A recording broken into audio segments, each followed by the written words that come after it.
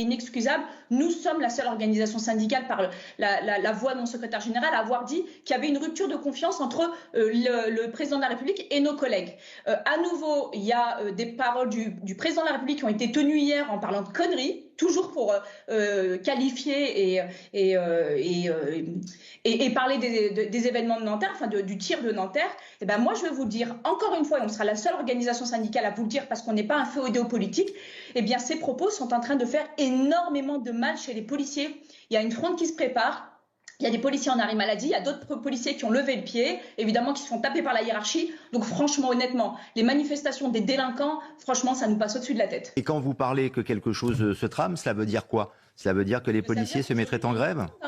Aujourd'hui, il y a une fronde. En tant que représentant du personnel, vous doutez bien qu'on a une collecte en direct du ressentiment des collègues. C'est pas un sentiment d'abandon. Là, clairement, c'est de l'abandon.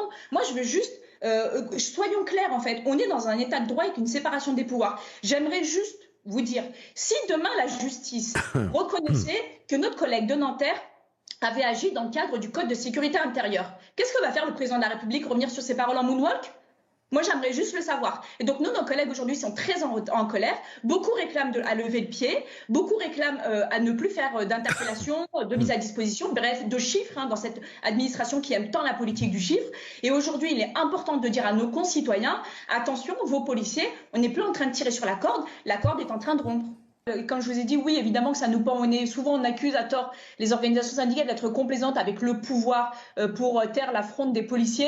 Et c'est vrai qu'il y a certaines organisations syndicales qui sont très inféodées aux politiques et qui ne piperont jamais un mot lorsque le pouvoir tiendra des propos comme ceux qui ont été tenus aussi bien il y a 3 semaines que hier. De la même manière que lorsqu'il a fallu attaquer frontalement l'avocat Bouzrou, qui, je vous rappelle, a menti sur les policiers en les accusant d'avoir fait un faux. On est les seuls à y avoir été. J'ai été la seule à le contrer, quitte à essuyer derrière des milliers de menaces de mort et de viol. Et donc moi, je vous dis très sincèrement, oui, il y a quelque chose qui germe dans le rang des policiers, quelque chose d'assez particulier. Nous, on n'a pas vocation à taire cette colère, on a vocation à la faire s'exprimer et à faire en sorte que les collègues soient enfin entendus. Je vous dis très sincèrement, il y a déjà eu des sections, des unités qui sont en arrêt maladie parce qu'il y a des burn-out qui ne sont plus supportés et les paroles politiques de ces derniers jours ont ajouté du feu et donc des collègues sont aujourd'hui, des unités complètes sont en arrêt maladie. Des unités complètes ont levé le pied, d'autres ont fait des rapports pour dire qu'elles souhaitaient déposer leurs armes au service et ne plus en faire usage au risque d'être encore, de se retrouver en détention provisoire, puisque je rappelle juste que le policier est traité comme un criminel dès lors qu'il fait usage de son arme, comme si en fait le fait d'avoir une arme à la ceinture, à notre ceinture, c'était dans l'intention de braquer. On oublie complètement qu'à la base c'est juste pour protéger la population. Et donc du coup progressivement il y a des lieux comme ça en différents coins du pays qui sont en train de se donner le mot. Donc moi j'avertis juste parce que je crois qu'en haut, ils ne se rendent pas compte et je profite justement de votre chaîne et de votre antenne et je vous en remercie pour prévenir. Il y a quelque chose qui est en train de se préparer.